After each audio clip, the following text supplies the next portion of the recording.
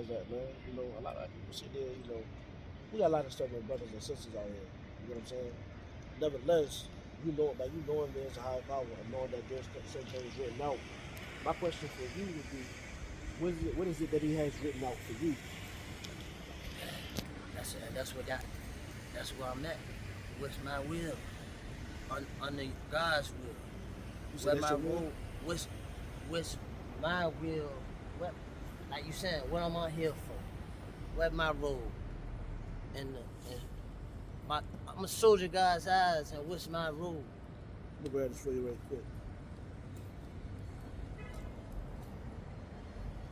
This is the book of 1 Peter chapter 2 and verse number 9. It says, "But ye are a chosen generation, a royal priesthood, and holy nation, a peculiar people, that ye shall show forth the praises of him who hath called you out of darkness into his marvelous light." So therefore, by the Most High saying you're a royal priesthood, peculiar people, and that we supposed to show forth the praises of him who hath called you out of darkness into his marvelous light.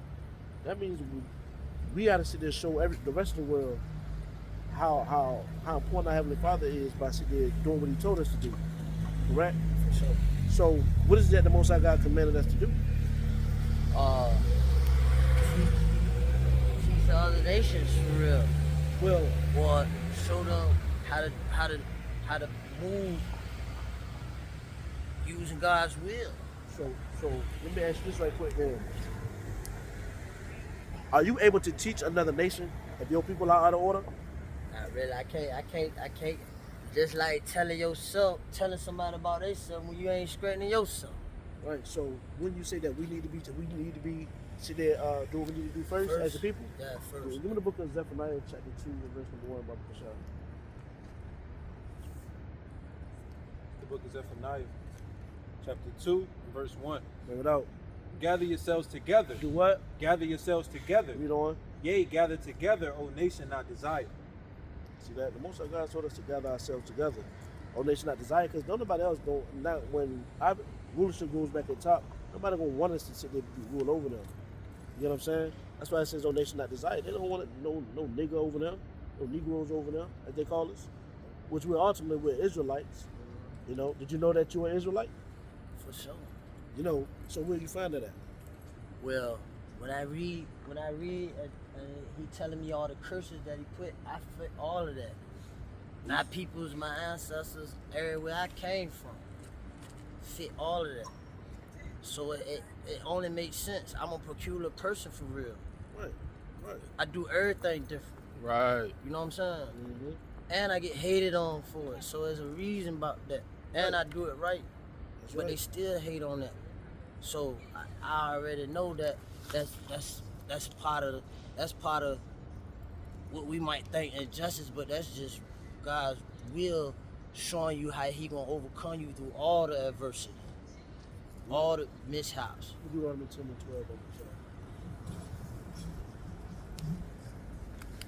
The book of Deuteronomy, chapter 10, and verse number 12. So you say you know you're an Israelite, right? Yeah. This is what the Most High God has to say about it. And now, Israel, what doth the Lord thy God require of thee? You know, Israel, what does the Most High God require of you? But to fear the Lord thy God, to walk in all his ways, and to love him, and to serve the Lord thy God with all thy heart, with all thy soul, to keep the commandments of the Lord, to keep the commandments of the Lord, and his statutes, which I command thee this day for thy good. So one of the main things you got to do, brother, is making sure that you keep the commandments of the Most High. Can you give me a couple commandments that you're supposed to keep? Thou shalt not covet. Love your neighbor. Right. Honor your mother, your father. Outside of the 10, the 10 in the Exodus 20. Do you know that you got a dietary law? Yeah. What's some of the things you can and can't eat? I don't eat no crab, shrimp, pork, All praise to the Most High. turkey, vultures. You know what I'm saying? Right. I don't eat none of that. Okay. All praise to the Most High. What about we got another one. What about your fringes? You sit there, you need help getting fringes? For sure. Okay. So brothers sit there, and then you gotta get with brothers and study with brothers, man. You know, what's your name? Terrence. Terrence. Yeah. Yeah, man. You gotta get your own calls with brothers, man, and sit there and study with brothers.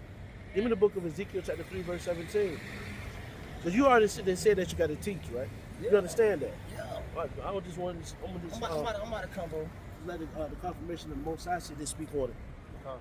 This is the book of Ezekiel, chapter 3 and verse 17. Bring it out. Son of man, I have made thee a watchman unto the house of Israel. Most of God said He made you a watchman into the house of Israel. A watchman does what?